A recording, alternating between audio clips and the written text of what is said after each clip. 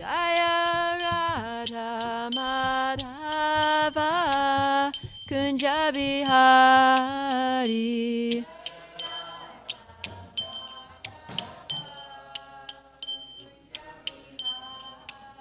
Jaya Gopi Janavallabha Girivara Dhari.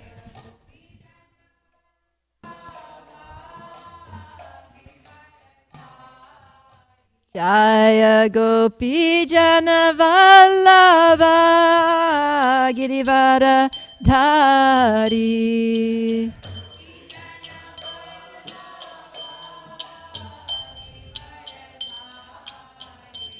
Yashoda Nandana Brajajana Ranjana.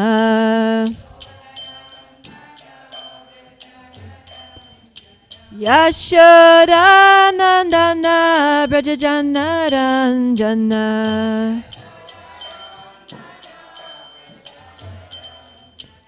Yamuna Tira Vanachari.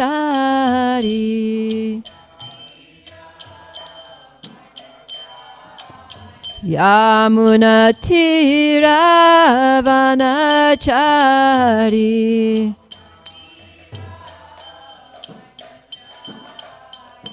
Jaya Radha Madhava Kunja Bihari.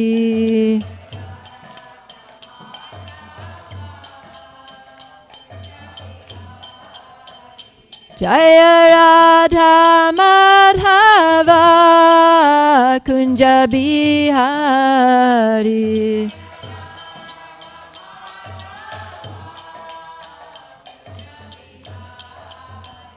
Jaya Prabhupada, Prabhupada, Prabhupada, Srila Prabhupada.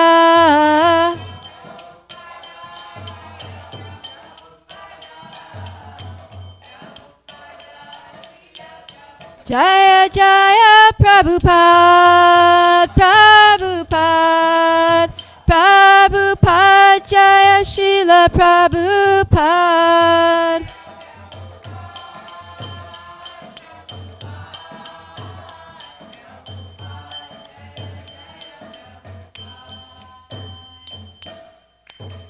Gaur Premanandi.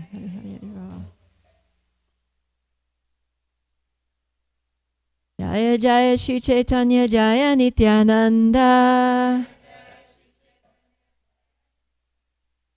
Jaya Advaita Chandra Jaya Gaura Bhakta Vrinda. Jaya Jaya Shri Caitanya Jaya Nityananda. Jaya Advaita Chandra Jaya Gaura Bhakta Vrinda. Jaya Jaya Shri Caitanya Jaya Nityananda. Jaya Jaya Shri Caitanya Jaya Nityananda.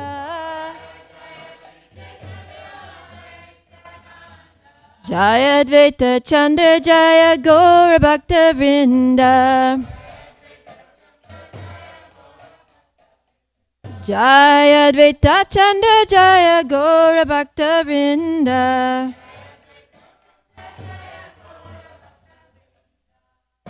Jai. So welcome everyone to today's class.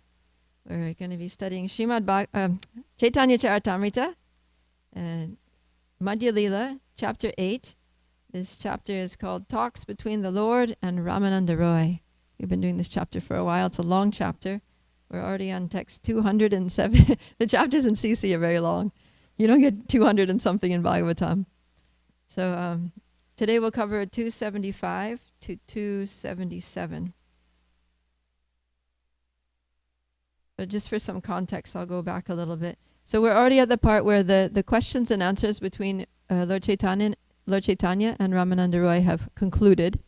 This is a long series where Lord Caitanya was asking many questions to his devotee, Ramananda Roy, And Ramananda Roy was explaining everything. So it's a little bit of a reverse scenario. Usually the devotee asks the Lord questions and the Lord answers, but here the Lord was asking the devotee questions and the Lord was inspiring the devotee from within his heart to give all the right answers. Even Ramananda Rai was like, I don't know what I'm saying. You're just using me as your instrument here. I'm totally aware that you're just like making me say whatever you want me to say, and I don't know why you're doing this, but it's pretty ecstatic. So like that. So at the conclusion of this, all these ecstatic questions and answers, then Ramananda Rai, he's looking at Lord Caitanya, but he's not seeing Lord Caitanya. All of a sudden he's seeing Shama Sundar. He's seeing Krishna, the dark complexioned cowherd boy with, curly hair and playing a flute and peacock feather and all that. So he says that in text 268. He says, at first I saw you appear like a sannyasi, but now I'm seeing you as Shama Sundar, the cowherd boy. And he says, I see that you're holding a flute to your mouth and your lotus eyes are moving very restlessly due to various ecstasies. I actually see you in this way, and this is very wonderful, my Lord. Please tell me without duplicity what is causing this. So he's like, how am I seeing this? I'm seeing you as Krishna. How is this possible? How is this happening? So then Lord Caitanya, it's very interesting how he replies, because he totally dismisses the fact that he actually is Krishna, and that's why and that he's showing that to Ramananda Rai, because Lord Caitanya is Krishna, the original Supreme Personality of Godhead with all of his potencies, but he comes in the form of Lord Caitanya because he wants to experience what it's like to be a devotee. So he's very much in this appearance, he himself wants to forget that he's a devotee. And so he also generally covers everybody else's awareness that he's the Supreme Personality of Godhead so that they only see him as a devotee. But occasionally he reveals his true nature. Occasionally he gives some, by his mercy, he gives a devotee some little glimpse to that he's Krishna. Or he also reveals other incarnations like Sadbhuj, the six-armed form, or Nrsimhadev or Varahadev. He reveals these different Vishnu Tattva forms. So this is one instance where he's revealing his form of Krishna to Ramananda Rai. And when Ramananda Rai asks him about it, like, how is this happening? Lord Caitanya says, it's because you have such a deep love for Krishna. And so it's the nature of love that you see your beloved everywhere. So, it's nothing to do with me. It's all to do with you. It's because you love Krishna so much, everywhere you look, you just see Krishna. And so because you happen to be looking at me right now, you're seeing me as Krishna. So that's just because of your love. It's nothing to do with who I am or where I'm at. So then Lord Caitanya continues talking about how a devotee on a very advanced spiritual platform sees everything as the Lord. So now he's going to go into a beautiful exposition about how the Mahabhagavat, how a very advanced devotee of Krishna sees the world. And the way they see the world is that they see Krishna everywhere they look. They see Krishna in everything. So I'm going to kind of break this down, and Lord Caitanya does, into 4 different ways that a great devotee, a Mahabhagavat devotee, sees Krishna everywhere. So this is nice for us because we're trying to see Krishna everywhere, see Krishna in everything, see everything in Krishna, as is the reality that Krishna talks about in the Bhagavad Gita. So we want to be Krishna conscious. And Krishna consciousness means conscious of Krishna and conscious of his presence everywhere and in everything. So this is very helpful, that even if we're not on this platform, we can aspire to see Krishna everywhere. And here we get some clues. So 4 different ways that the Mahabhagavat sees Krishna everywhere. So the first indication we get in text 274. This is the last verse from, the last class on CC covered these verses already, so I'm just sort of recapping here. And 274 was the last one. So anyways, we'll read the Bengali for 274. You can put it up there. This is a really nice verse that Prabhupada quotes in different places in Srimad Bhagavatam also when he's talking about the vision of the Mahabhagavat. So let's just say it together. Stavara Jangama Deke Nadeki Taramurti Sarvatra Haya Nija Ishtadeva Spurti.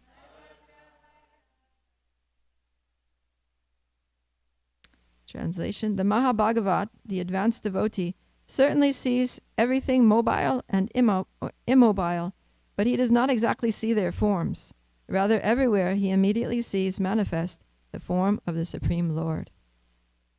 So, in the purport here, Prabhupada talks about how the first way that we can see Krishna everywhere is seeing that everything is Krishna's energies. So he quotes this verse from the Bhagavad Gita 7:4 that Bhumir apo nalo vayu kammano buddhir evacha ahankaram itiyam me bina prakritir ashtada. That earth, water, fire, air, mind, intelligence, earth, water, fire, air, ether, mind, intelligence, and false ego, that these 8 things are Krishna's separated material energies. And then the next verse is Aparayami tastvanyam prakritim vidhime param jiva bhuta mahabaho yayedam daryate jagat. That besides these, O mighty Arjuna, there's another superior energy of mine which comprises the living entities who are exploiting the resources of this inferior material energy. So there's the material energy, which is all the, things that are made of earth, water, fire, air, ether, mind, gross and subtle forms. And then there's the soul, the spiritual energy, which is the superior energy. And so everything that we see in this world is a combination of those 2 things. It's either different manifestations of earth, or water, or fire, or air, or then there's mind, our thoughts, our feelings, so those are all mind, and then intelligence, our creative functions, our discernment, and then false ego, the false sense of self by which we identify with the body. So these are all the gross and subtle forms in which Krishna's energies pervade and interact in this world. And then there's the soul. So whatever we see is either some combination of Krishna's material energies or Krishna's spiritual energies. And so everything is Krishna's energy, and so everything that we see is ultimately Krishna, because there's no difference between the energy and the source of that energy. It's kind of like, when you see a painting, if you know the painter, right? Like, for example, one of our devotee painters is Pushkar Prabhu, and he lives in Alachua. So I lived in Gainesville, and we would see him every Sunday when he went to temple. So you know Pushkar Prabhu, you have a conversation with him, and then you see his paintings. Oh, that's a Pushkar painting. Yeah, I know Pushkar Prabhu. We had a conversation. We talked about this, that. So every time you see a painting by Pushkar, I see a painting by Pushkar Prabhu, I'll just remember Pushkar Prabhu because he's the painter. That's just natural, right? Or you see a book. You see one of Prabhupada's books. All you need to do is see the book and you remember Prabhupada because you know about Srila Prabhupada and you know that's his book. And so the author is kind of present in the book. Or like a system. You see some system working in the world, whether it's a management system in a corporation, whether it's a transportation system in the city, whether it's a system of action and reaction, the laws of karma. Then if you know the person who made that system, then you'll remember the person. So everything that's happening is going on by Krishna's will, or at least by Krishna's sanction. And so whatever systems we see that are working in this world, we can understand that Krishna has somehow, either directly or indirectly, designed those systems. Like when we see the sunrise in the morning, we can remember Krishna because that's Krishna's system. This is how he structured, this is how he designed the universe. When we see that the seasons are coming and going, so now we're ending summer, we're moving into autumn, we can remember Krishna because this is his system. He set up this rotation. The cycle of birth and death, babies are being born, people are dying. This is Krishna's system. We can remember Krishna in all of these things because he is the energetic source of all these energies that are working around us. So that's one way that we can remember Krishna. Seeing everything as Krishna's energies. So then the next verse, 275, here's where we're starting the new section. So verse doesn't have a purport, I think. No. Okay, so we'll just read this one, and then the one that we'll repeat is the one that has the purport, which is the next one. So, Sarvabhuteshu ya pashyed Bhagavad bhavamatmanaha Bhutani bhagavatyatmani Esha bhagavatottama. A lot of bhagavats there. Sri Caitanya Mahaprabhu continued, a person advanced in devotional service sees within everything the soul of souls, the Supreme Personality of Godhead, Sri Krishna. Consequently, he always sees the form of the Supreme Personality of Godhead as the cause of all causes and understands that all things are situated in him. So this is another way that we can see Krishna everywhere, is by perceiving that he is the soul of all souls. In other words, he's the super soul. So Krishna expands himself in this world. He first of all expands himself to create the material world, and then he again expands himself to enter into the universe, and then he again expands himself to enter into the heart of all living entities and within every single atom of this universe.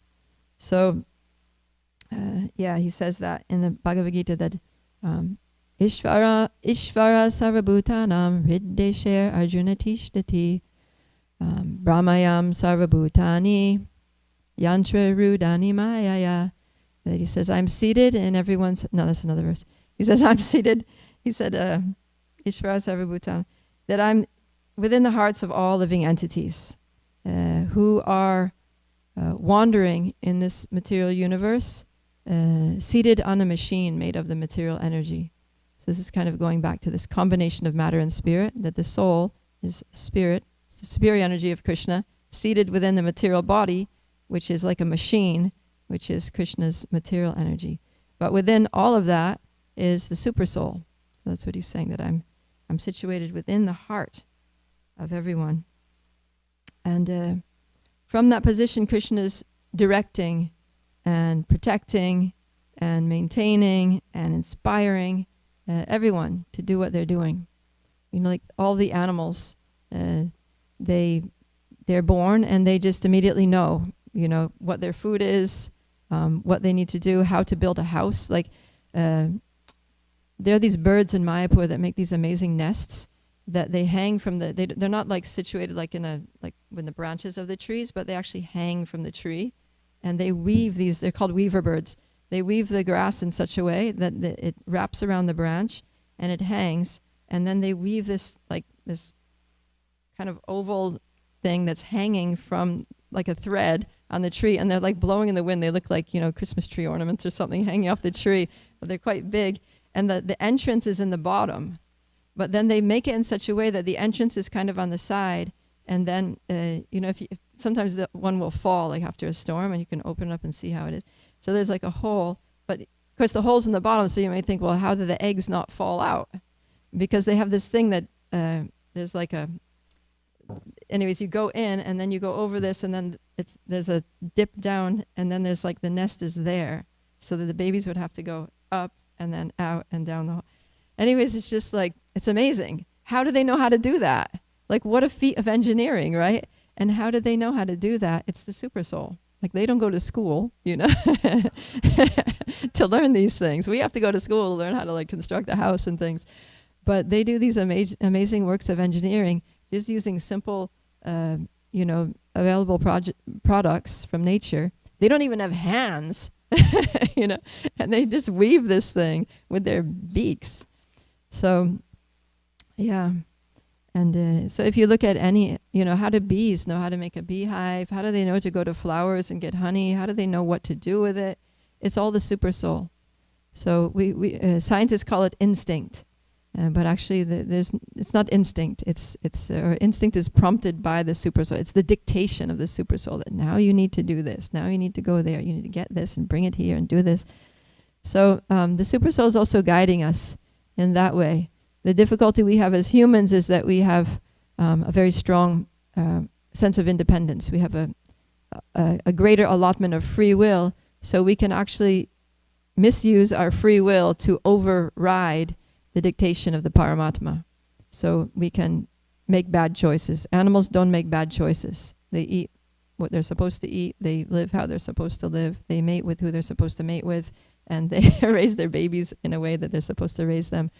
Whereas humans do all kinds of irresponsible, unnatural, self-harming things due to misuse of our free will. So that's why we need to be educated.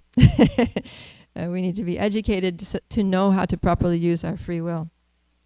And that education, if we're educated according to Shastra, then that education enables us to tune into the dictation of the super soul and to also receive direct instructions from the external representation of the super soul, which is the spiritual master. So by the combination of the voice from within, inspiring us from within, which is Krishna, and then from outside the spiritual master, who is the representative of Krishna, and the Shastras, which are the words of Krishna, then we can make proper use of our free will and make actual progress on the path, on the spiritual path, and proper use of this material, this human form of life. So that's the second way of seeing Krishna everywhere, is seeing Krishna in the hearts of everyone. And when we see Krishna in the hearts of everyone, that gives us a reason also to honor everyone. Because any being in any form of life is actually honorable and even worshipable because the super soul is there. So there's one statement in Bhagavatam that when we pay obeisances to a person, we're also paying obeisances to the super soul. So we could pay obeisances to anyone, any living entity, even a flea, because we can always pay obeisances to the super soul within the heart of that person.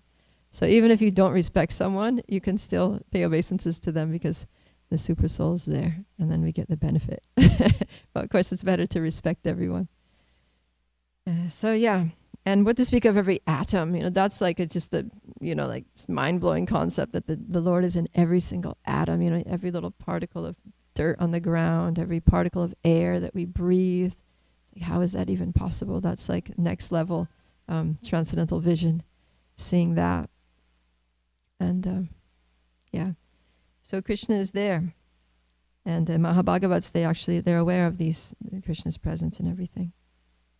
So let's go to the next verse, text 276. This is a longer one, but this one we'll repeat a few times. Vanalatas tadava atmani vishnum Vyanjayantya eva pushpa paladya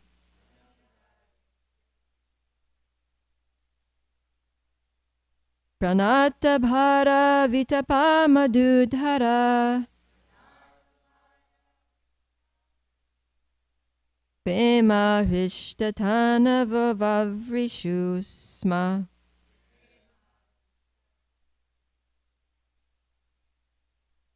Vanalatas tadava atmani vishnum Vyanjayantya eva pushpa phaladya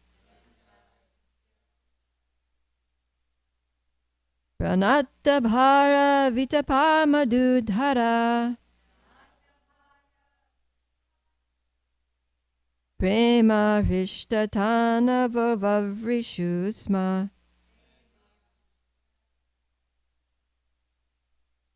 Please chat.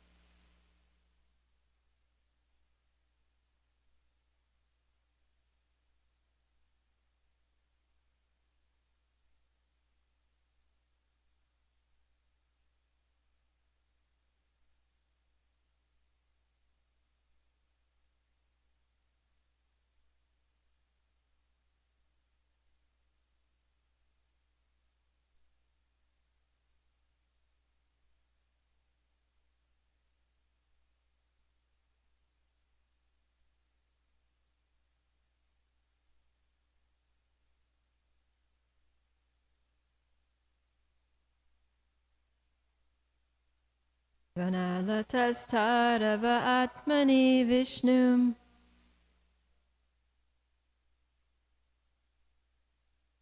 Vyanjayantya eva pushpa phaladya Pranatabara vitapa madhudhara Marishtatana vavavrishusma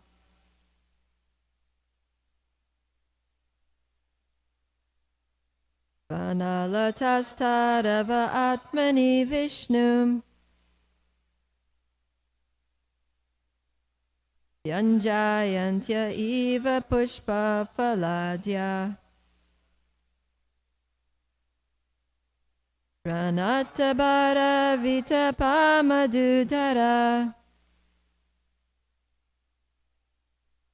Preme rishtatana vavavrishusma Vanalatastarava atmani vishnum Vyanjayantya eva pushpa phaladya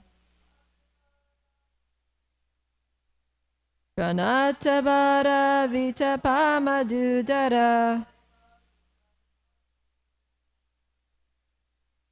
Rishtatana vavavrishusma. Let's do the word for word. Let's do this all together. Vanalata, the herbs and plants. Tadava, the trees. Atmani, in the Supreme Soul. Vishnum, the Supreme Personality of Godhead. Vyanjayantya, manifesting. Eva, like. Pushpa pala adya, filled with luxuriant fruits and flowers. Pranata bhara, bowed down because of loads. Vitapa, the trees. Madhudhara, showers of honey. Premarishta, inspired by love of Godhead. Tanava, whose bodies. Vavrishu, constantly reigned. Sma, certainly. Translation and purport by His Divine Grace A.C. Bhaktivedanta Swami Srila Prabhupada Ki Jai. The plants, creepers, and trees were full of fruits and flowers due to ecstatic love of Krishna.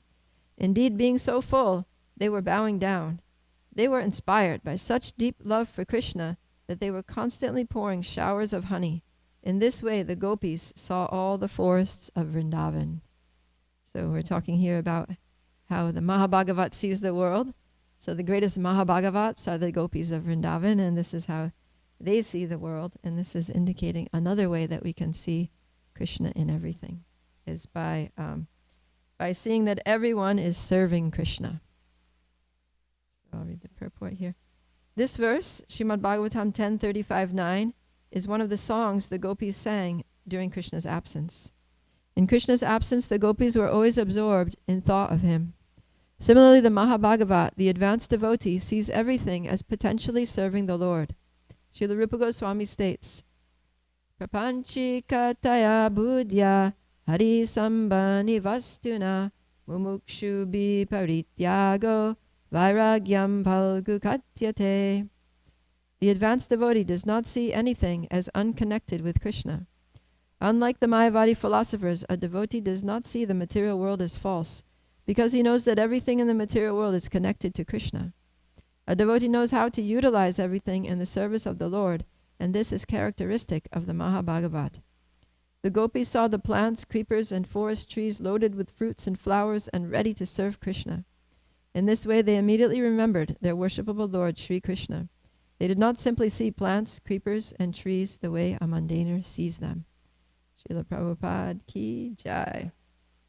So far the first way of seeing Krishna everywhere in the world is what?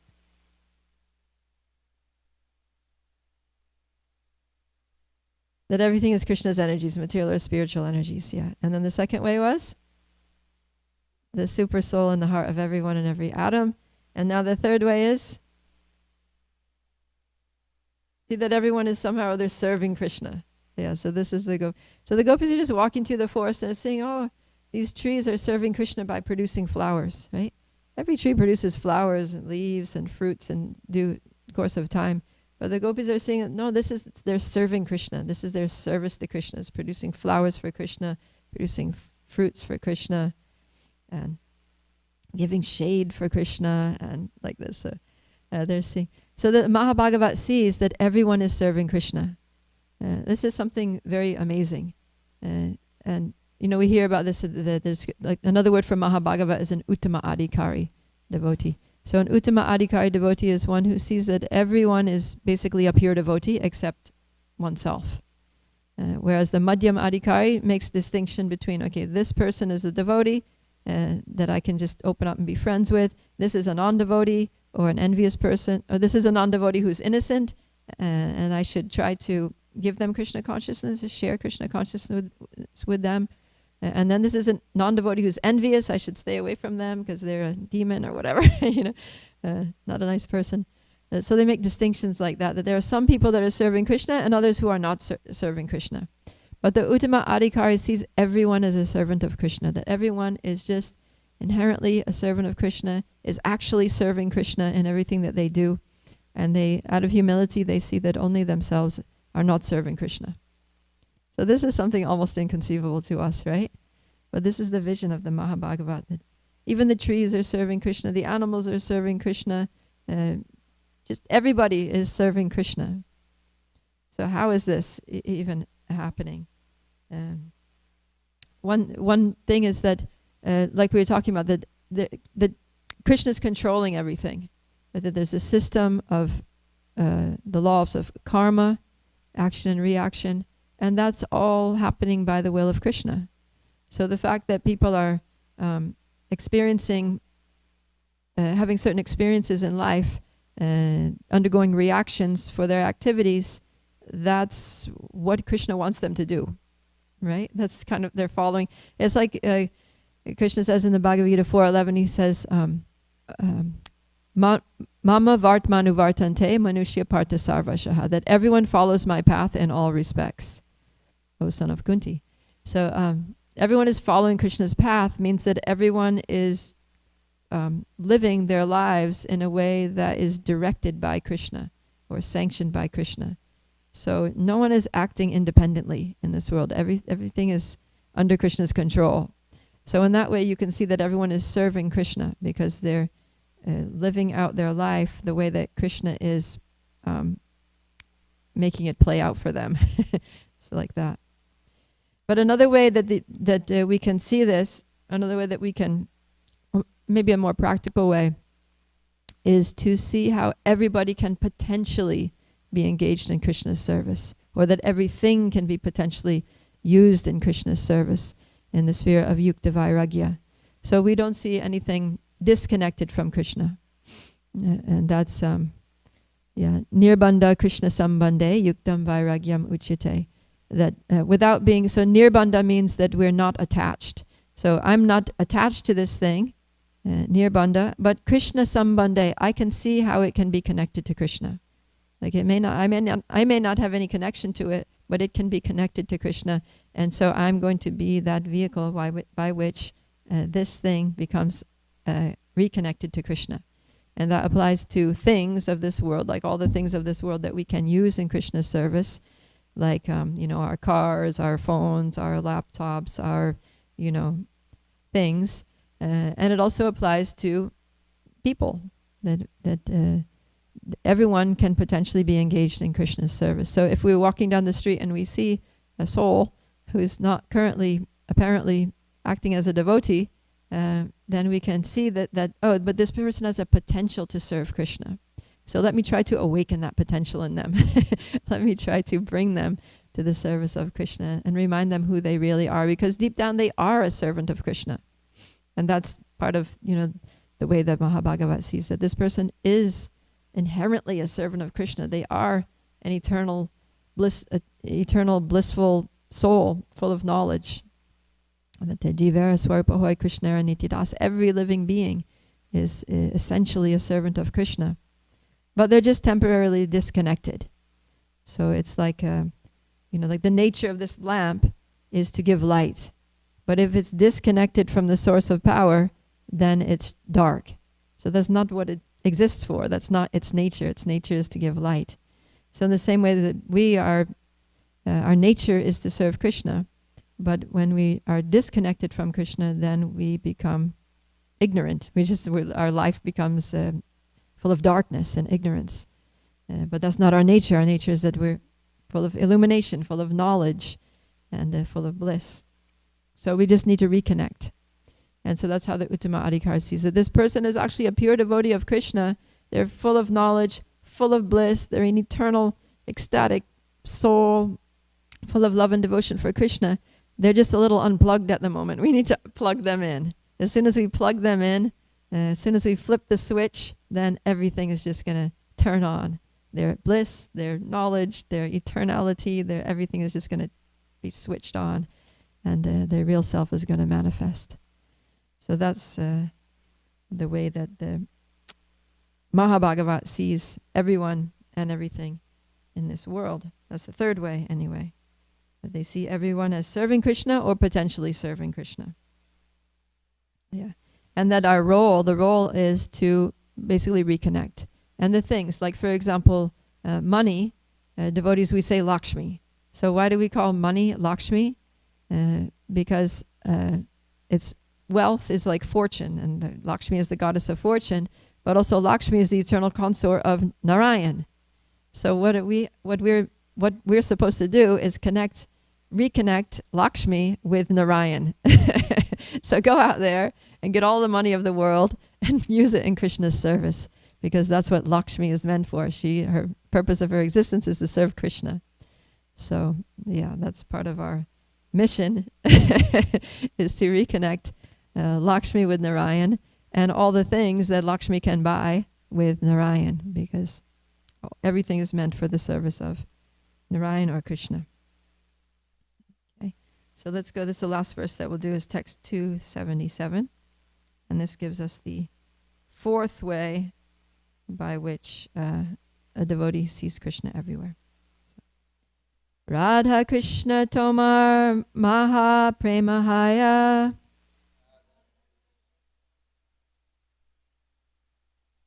Radha Krishna Tomara Maha Premahaya. Yahan Tahan Radha Krishna Tomare Spuraya.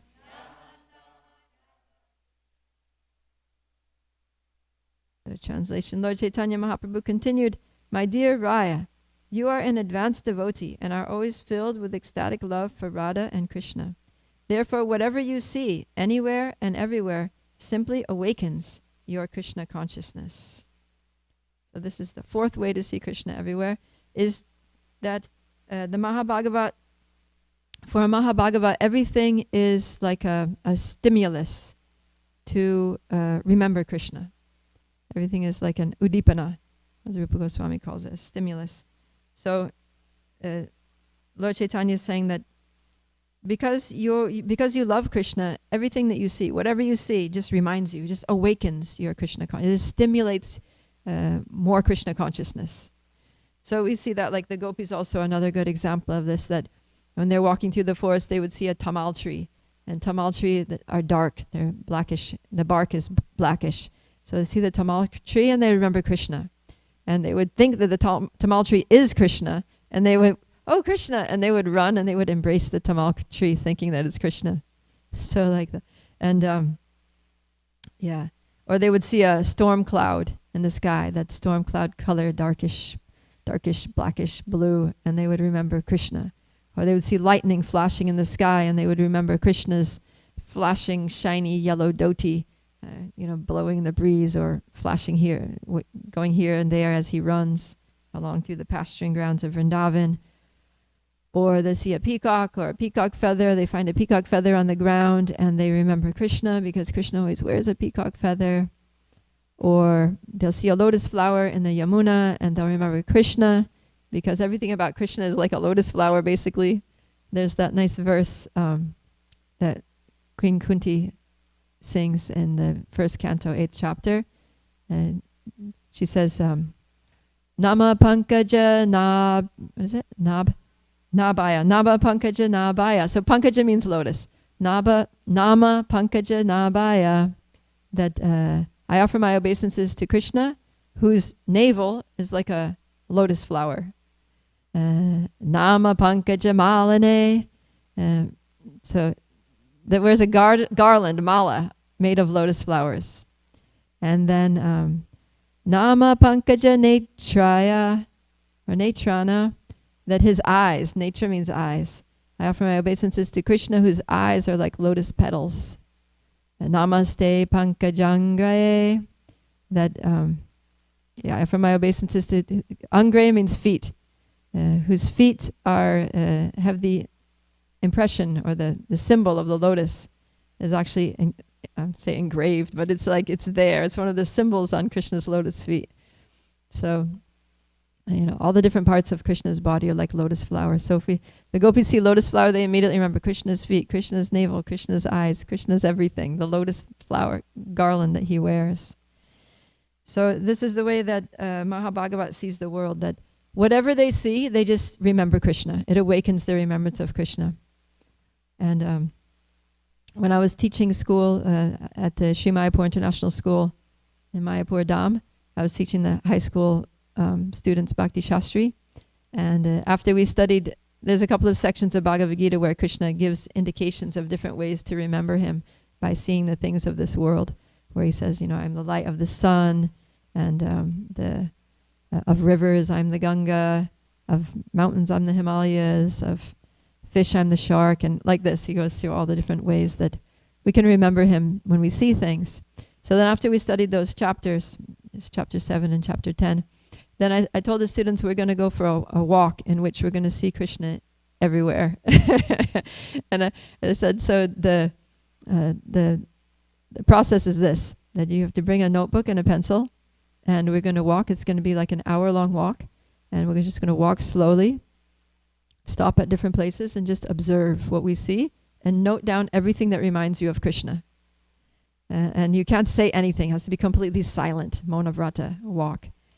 So we did that, and it was in Mayapur. So for those of you who are familiar with Mayapur, we started at the temple right after Darshan Arti, and then we went down that footpath that goes past the Gurukul and the elephant shelter, and then we took a right onto Tarampur Road and went down to the Jalangi Ghat there, and then we kept going around. We went on that nice little footpath that passes up through, it goes along the course of the Jalangi, and there's all these trees where they tap, the date palm trees where they get the date palm. They make the date palm gur from that. And then we turned back across the fields there and came out back on the ISKCON land by the Goshala, and then to school. And then everybody, so it was really good. Everyone was writing. And then when we got back to the classroom, then I said, okay, what did you all find?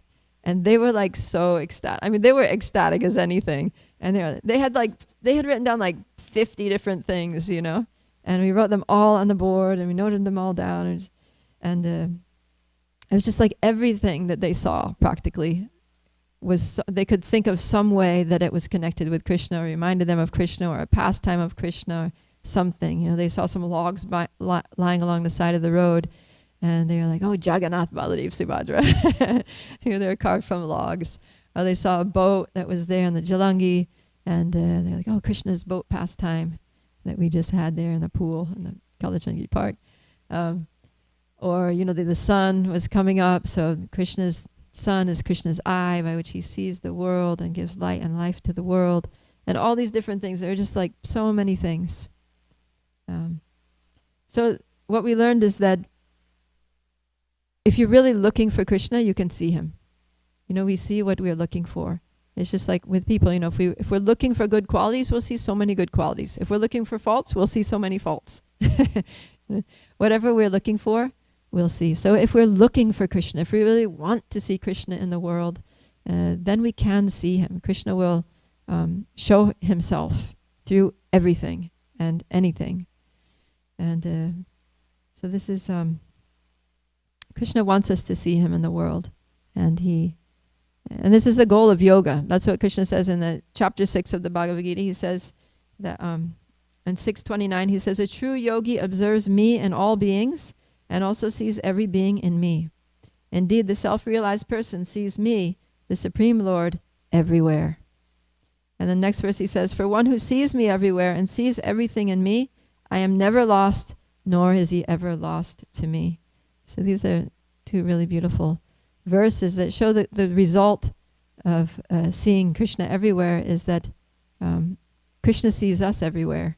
When we see Krishna, when we're looking for Krishna, trying to see Krishna, then he reciprocates by seeing us, by being attentive to us and our needs and our spiritual advancement, and he helps us in so many ways.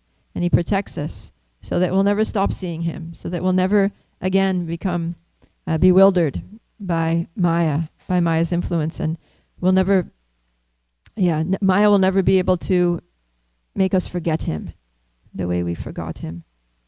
And Prahlad Maharaj says that this is the goal of life. He says in Srimad Bhagavatam 7:755, in this material world, to serve the lotus feet of Govinda and to see him everywhere is the only goal of life. This is the only goal of life. You know, we set so many goals for ourselves. I want to achieve this. All of our, New Year's resolutions and Kartik Vratas and all the things that we want to achieve. And oftentimes, we have material goals that I want to earn this much. I want to, pay off my mortgage by this date. I want to, get this degree by this date. I want to, get married around this time in my life. And we have all these goals that we set for ourselves, all the things that we want to attain and achieve in this world. But Prahlad Maharaj is saying that to serve the lotus feet of Govinda and to see him everywhere is the only goal of life, the only thing that we should be aspiring for.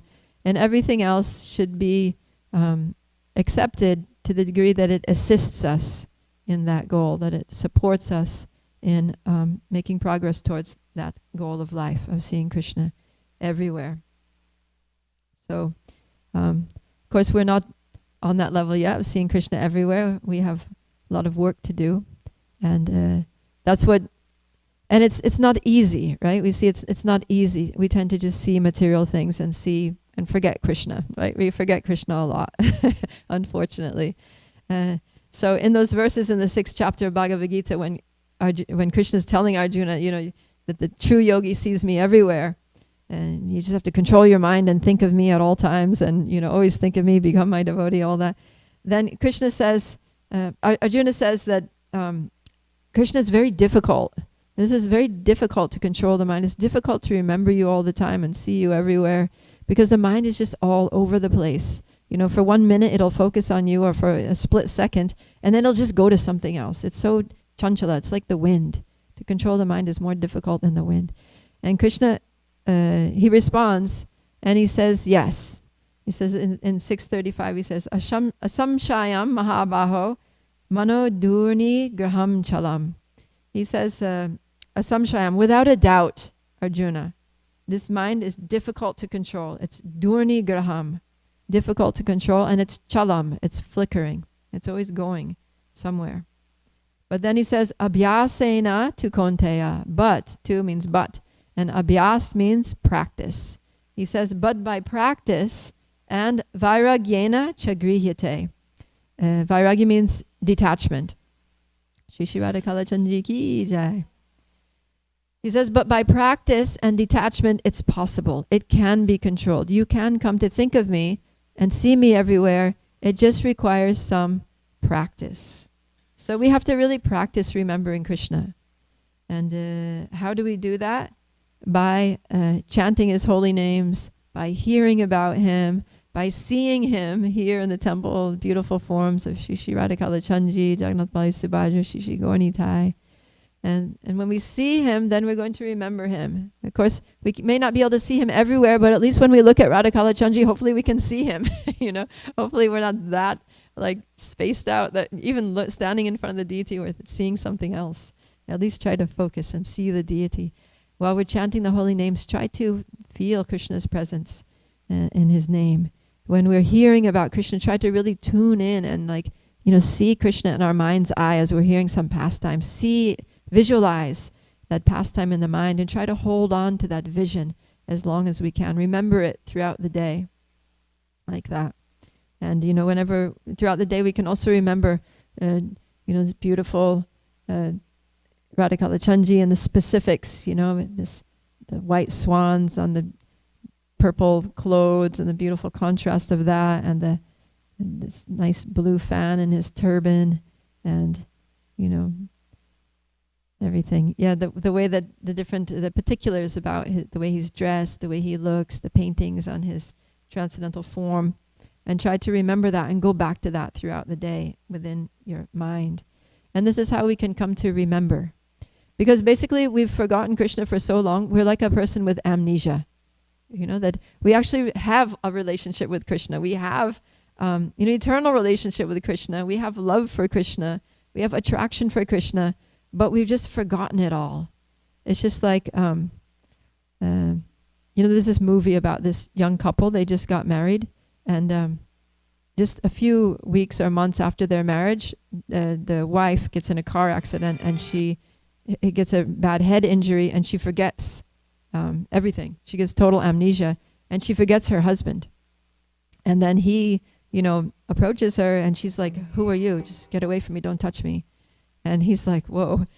So then it's like this whole process by which he has to, he's determined, to bring back their relationship. They're just newly married, and he loves her, and, but she's, it's very tragic for him.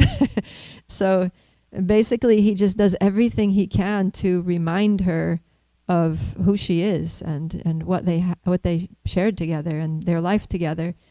And so that's what the process of bhakti is. It's to remind us of who we are and who Krishna is, and of our life together and all the things that we share together and the love that we have for each other.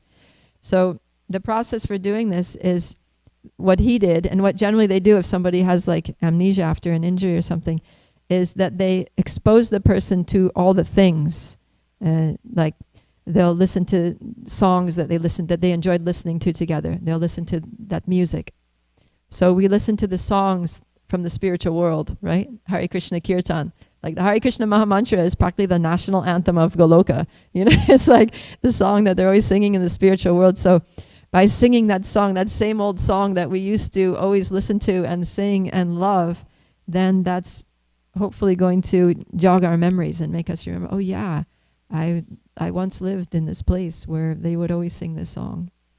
Or by hearing about the activities of the spiritual world, then hopefully we'll start to remember that, oh yeah, I have a place in those activities, that I have a part to play there, I have a service to perform in this pastime. And not just hearing about them, but actually doing them. Like the activities of devotional service, like, sitting down and making a garland for the deities. It's like, that's what we used to do. That's like what souls do in Goloka, is they make garlands for Radha and Krishna. They cook for Radha and for the divine couple. They serve them. They dress them. They, do so many services. So we try to do those same services. Observe, like the pastimes that they have, like swinging them on the swing. We observe that pastime, like making all the arrangements for their boat pastime.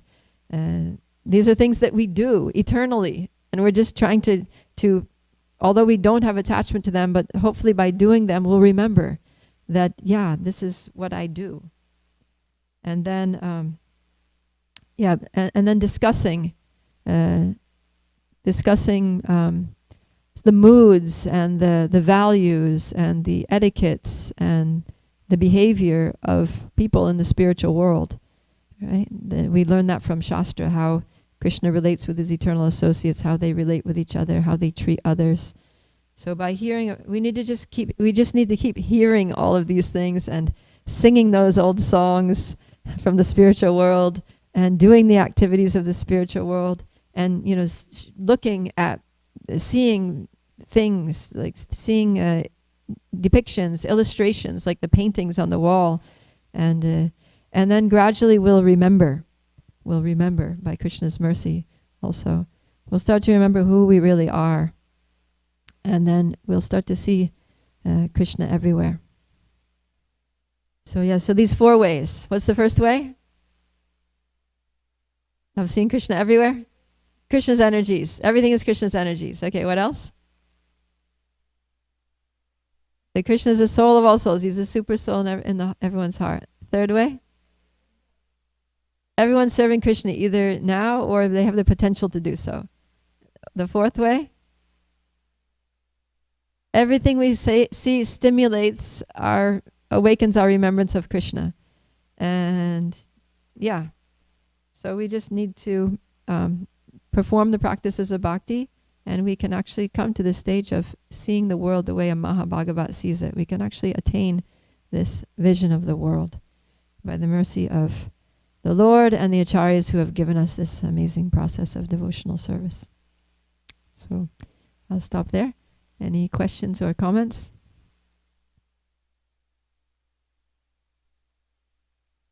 Yes, Mother Sucharya. Or I can repeat it. Oh, here he comes. Just wait a second. I just have a small question. It's like a detail. It's not like philosophical. But the previous verse, if Ajit could bring it up, the previous verse where it describes about the trees and the flowers, the plants. 276. So in that verse, Srila Prabhupada translates, if I could look at the translation, the word-for-word translation. Okay, so there it is. Prabhupada calls the trees Tarava, and then he also calls the trees, go down a little bit, please. He also calls them Vitapa. So I'm just wondering why Prabhupada is using these, the same word, but he has different description. So I'm just wondering what that is. Is it like trees with fruits? Is it trees with flowers? Is it something? Did you notice anything about that? I don't know. I'd have to look up. I know Tara, like Taru Vanchakalpa, Taru Bhyascha. They're synonyms. Yeah.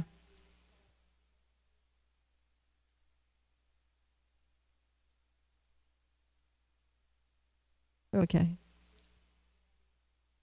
All right. So we have a Sanskrit scholar here, Prerna, who's telling us that these are in Sanskrit. There are many different synonyms for trees, Right. and that taru means means tree, and vitapa also means tree. So it's two different words.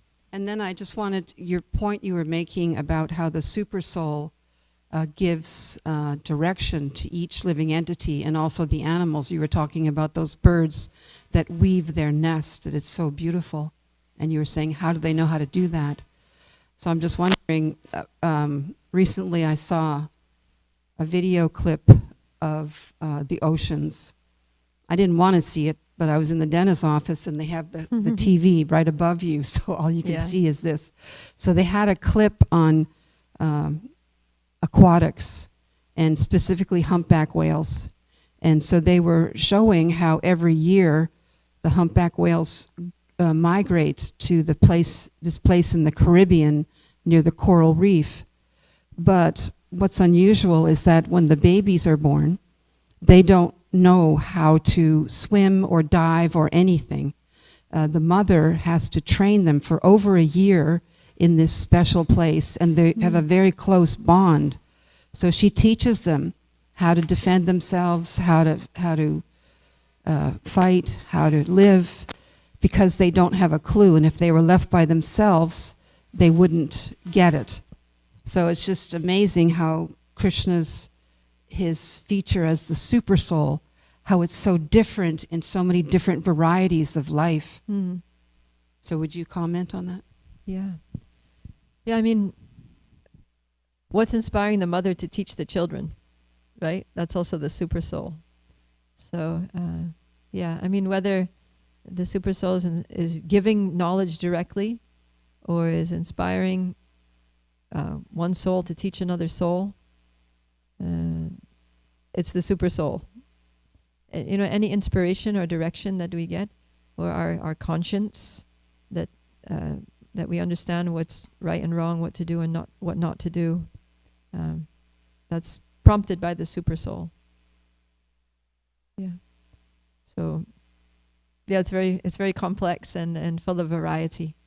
That Krishna, he likes variety, and this material world is a reflection of the spiritual world, which is full of variety, unlimited variety. So, yeah, each species of life has a difference in the way that they do their things, the way they learn their things, but ultimately it's all orchestrated, it's all overseen and sanctioned by the super soul. Like Krishna says, Upajastanumantascha. Yeah. Also, it was so, it was kind of thought-provoking to see, how the scientists are studying these different creatures. And specifically, the male humpback whale will sing. And they've recorded these songs of the whales. And they have like poetry in them. So there seems almost like a bit of human qualities in the animal species as well. Because these songs that they sing, they're related to mating and their life. And it's like a whole poetry. Mm-hmm. So it's very amazing how Krishna, the Supreme Personality of Godhead, is endowing all these living entities with different powers and abilities. Yeah. Yeah, I mean, because the soul is there.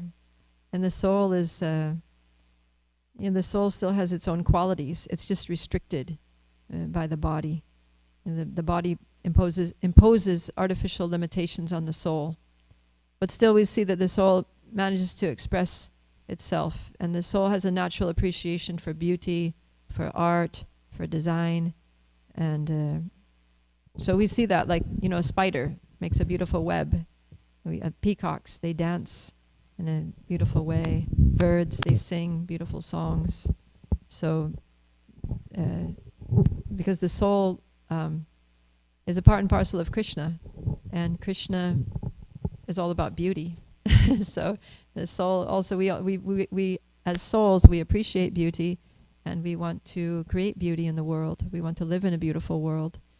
So that comes out even in lower species like animals and insects and birds. So yeah, thank you. Thank you so much for reminding us to remember Krishna. Thank you. And the super soul is the one who prompts that, this is the way that you are going to make beauty in the world. Right? Prompts the spider, you're going to make a beautiful web. He prompts the bird, you're going to sing a beautiful song. So these are also ways. Actually, there's one verse in Bhagavatam that says that when we see a bird, because some birds are very, like peacocks or parrots, birds that are very beautiful, when we see the birds, beautiful birds, then we can remember Krishna as the supreme artist. So as I was talking about that, when you see a work of art, you remember the painter. So whatever beautiful things we see in nature, we can remember the artist, Krishna, who made that beauty in the world. So that's just yet another way that we can remember Krishna in the world. Thank you, Manasacharya. Ajit?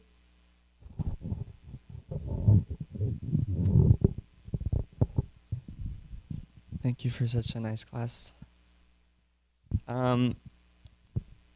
I particularly was, meditating on when you said that the Uttamadhikari sees everyone as devotee except himself, because that's still something I'm just trying to wrap my head around. But then, I said, Just hold the mic really close. Okay. Hare Krishna. So I was meditating on how the Uttamadhikari sees, or the Mahabhagavad sees, that everyone is a devotee and serving Krishna in some way except for himself. And that's still very bewildering to me. But I was thinking that